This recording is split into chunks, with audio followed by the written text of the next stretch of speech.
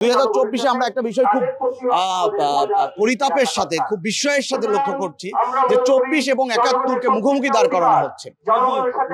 71 এবং 24-কে মুখোমুখি দাঁড় করানো হচ্ছে এবং এখানে একটা দল খুবই পরিকল্পিতভাবে মানে বাংলাদেশ জামাতে ইসলাম তারা 24-কে দিয়ে 71-কে রিপ্লেস করার চেষ্টা করছে। একটা বিষয় পরিষ্কারভাবে খেয়াল করুন যে 71-এর চেতনা কি ছিল। 71-এর চেতনা ছিল যে আমরা একটা বৈষম্যহীন দেশ চাই। আমরা 24-এ আন্দোলন কেন করছি? যে আবারও আমরা বললাম যে আমরা একটা বৈষম্যহীন দেশ চাই।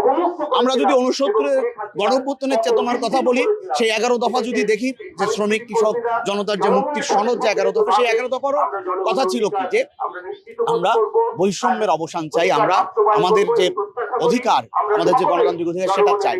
তাহলে আমরা 69-এ প্রাণ দিলাম, 71-এ আমাদের রক্ত ঝরলো, 24-এ আবারও আমরা প্রাণ দিলাম। কিন্তু এই যে এত প্রাণ ঝরছে, এই যে এত মানুষ যে আত্মবলিদান, তার মধ্য দিয়ে কি দেশের একটা গণতান্ত্রিক রূপান্তর ঘটছে? দেখুন, এবারে 24শে জুলাই গণ অভ্যুত্থানের মধ্য দিয়ে মানুষের মধ্যে একটা গণতান্ত্রিক রূপান্তরের একটা আকাঙ্ক্ষা, গণতান্ত্রিক সংস্কারের একটা আকাঙ্ক্ষা ব্যক্ত হয়েছিল।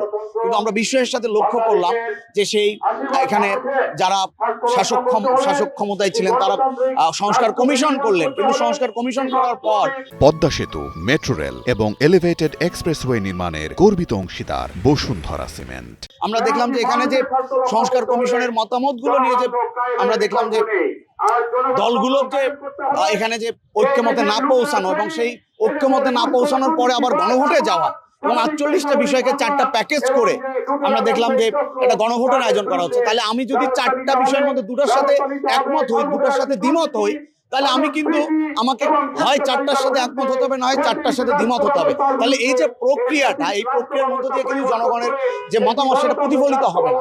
ফলে এই যে গণভোটটা একটা গণতামাশায় পরিণত হয়েছে। আমরা দেখছি যে সরকারের তত্ত্বাবধায়ক সরকারের যে এবং মানুষের মধ্যে এখনো সংখ্যা কাজ করছে যে নির্বাচন হবে কিনা, সেই সংখ্যা কাজ করছে।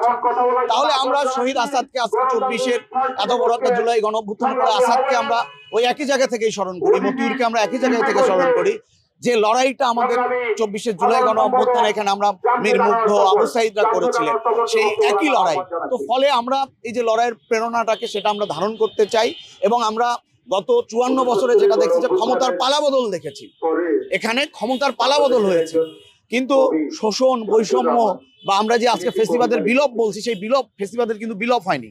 তাহলে আমরা যে কথাটা আমাদের দলের তরফ থেকে, বাসদ মার্ক্সবাদী দলের তরফ থেকে বলছি যে ব্যবস্থাটা বদলাইতে হবে। যদি আমরা ফেসিবাদের পতন চাই, আমরা যদি বৈষম্যের বিলোপ চাই, তাহলে এই ব্যবস্থাটা বদলাইতে হবে। ক্ষমতার পালাবদলের মধ্য দিয়ে কিন্তু ফেসিবাদেরও বিলোপ হবে না এবং বৈষম্যের অবসান হবে।